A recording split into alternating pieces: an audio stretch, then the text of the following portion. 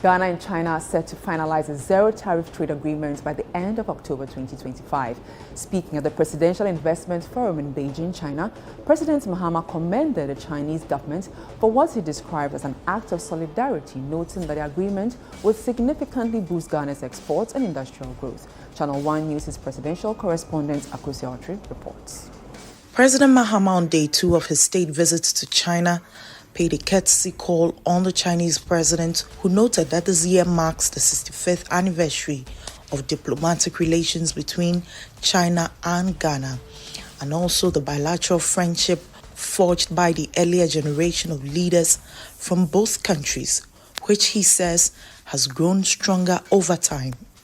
He expressed hope that Ghana would soon benefit from China's initiative to extend the zero tariff.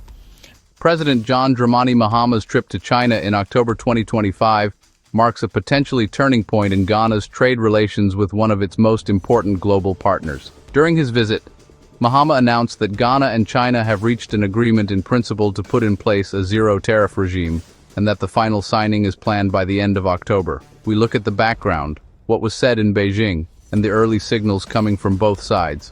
To understand the significance of the zero-tariff deal, one must view it against Ghana's current trade dynamics and ambitions.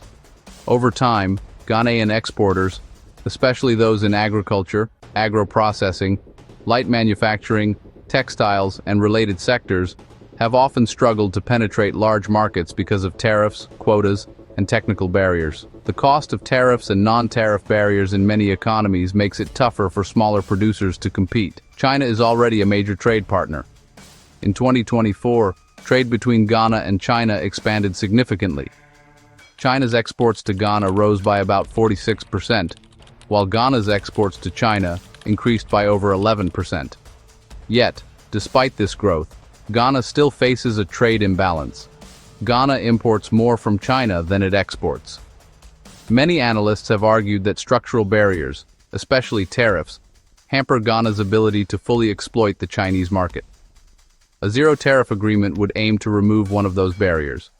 In effect, Ghanaian goods entering China would be freed from import duties, making them more competitive. Conversely, China may extend similar access to Ghana for certain Chinese goods, although the balance of benefits will depend heavily on implementation details, rules of origin, safeguards, and enforcement.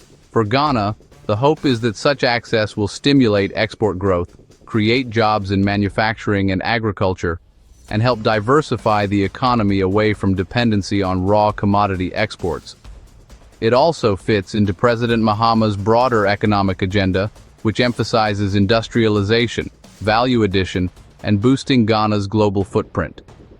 What President Mahama said in Beijing on October 14, 2025, at a presidential investment forum in Beijing, President Mahama addressed Ghanaian and Chinese investors, officials, and business leaders. He publicly stated that Ghana and China had reached an agreement in principle to adopt zero-tariff treatment for Ghanaian exports, and he set a timeline, signing by the end of October. He also tied the move to reforms in Ghana's investment regime.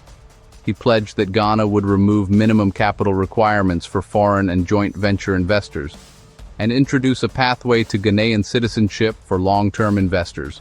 Mahama framed this as part of his reset agenda and 24-hour economy policy, designed to make Ghana more attractive to investors and boost industrial output. In his remarks, Mahama spoke of shared progress and shared prosperity, portraying the Ghana-China partnership as one that must be mutually beneficial. He invited Chinese businesses to engage in Ghana's major national projects, infrastructure, agro-industrial parks, and the forthcoming Green Digital City, stretching across Greater Accra, Volta, and eastern regions. China's response and diplomatic context. On their side, Chinese officials have signaled openness to deeper cooperation. On October 14th, President Xi Jinping met with President Mahama at the Great Hall of the People in Beijing. Xi emphasized that China values the long-standing relationship with Ghana, dating back 65 years since diplomatic ties were established. He expressed China's commitment to strengthening political trust, working together in infrastructure, energy, agriculture, and other sectors. According to China's official statements, The two sides reached consensus in principle on an early harvest arrangement under a broader economic partnership. That suggests the zero tariff deal may be part of a more comprehensive agreement on trade and cooperation. China's position, as stated in its communications, is that it supports Ghana benefiting from zero tariff treatment for African countries that have diplomatic relations with China, ideally as soon as possible.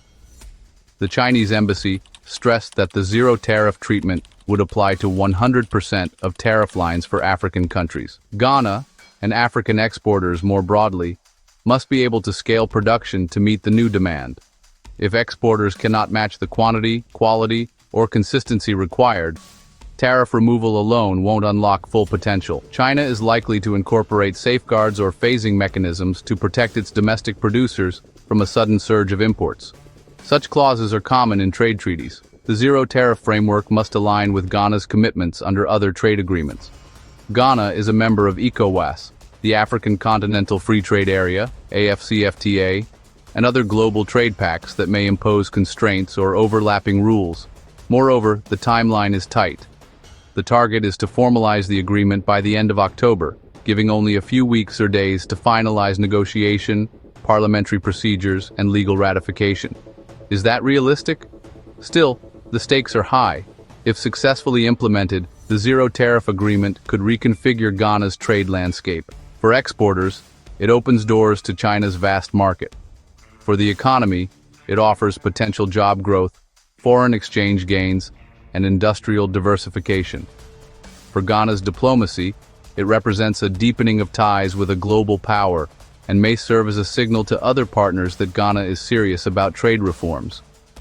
Already, reports suggest that Chinese officials have welcomed Ghana's reform proposals and view the potential agreement as a model for cooperation with African countries. A little bit tendency of global economically protectionism, and some countries imposing tariffs for all other countries. I know the United States adding a 15% tariffs to Ghana. China believes that using tariffs as a weapon doesn't help, and world is needing all the countries to work together according to the WTO rules and regulations. It helps all countries to develop. So China, on the other hand, on the contrary, China is offering zero tariffs to all 53 countries who have diplomatic ties with China.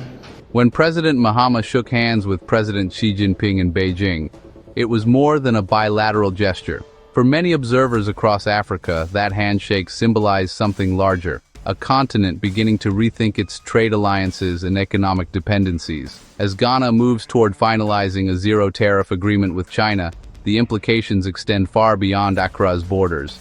A new model for Africa-China trade. Historically, China's economic footprint in Africa has been defined by infrastructure loans, mining concessions, and construction projects. But a zero-tariff partnership marks a new stage, one centered on trade liberalization and value addition.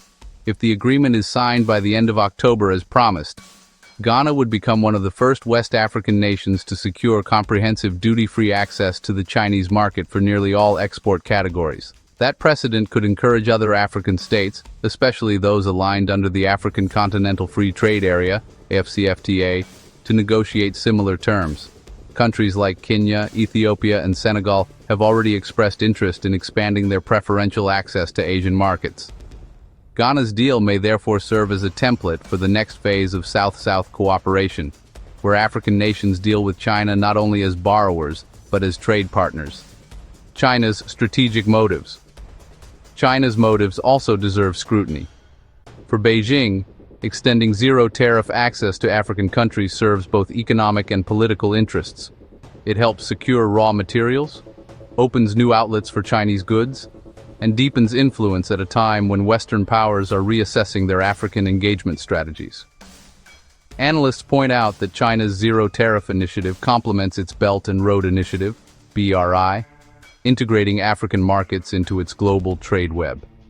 The move also strengthens its soft power, portraying China as a champion of fair trade and global South solidarity.